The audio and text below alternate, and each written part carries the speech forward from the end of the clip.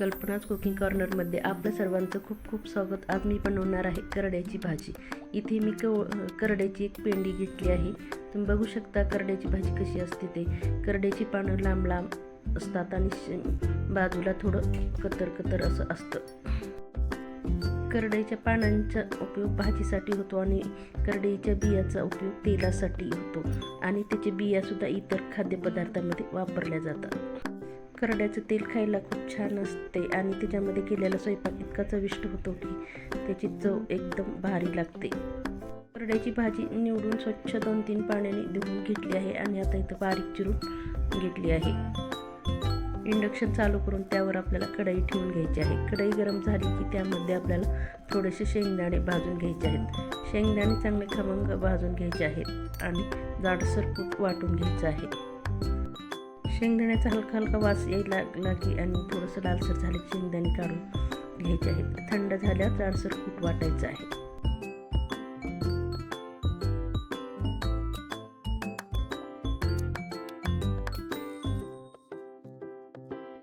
कढई चांगली गरम झालेली आहे। त्याच्यामध्ये आता आपण तेल घालून घ्यायचं आहे। तेल चांगलं गरम झालं की त्याच्यामध्ये मोहरी जिरे घालून घ्यायचं आहे। मोहरी तडतडली की त्याच्यामध्ये आपल्याला लसूण पेस्ट घालायची आहे। लगेच बारीक चिरलेला कांदा घालून घ्यायचा आहे। कांदा चांगला गुलाबी रंगावर होईपर्यंत परतून घ्यायचा आहे।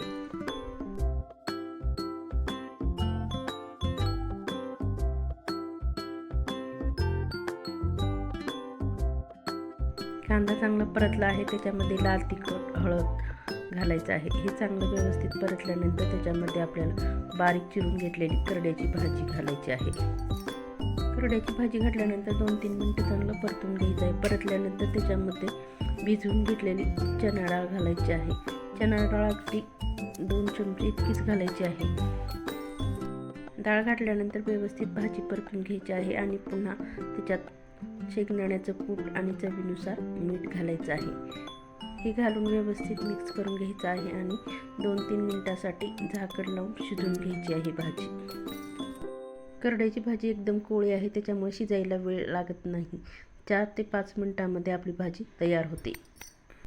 वरती झाकण लावून चांगली एक वाफ काढून घ्यायची आहे। तुम्ही बघू शकता वाफ आली आहे।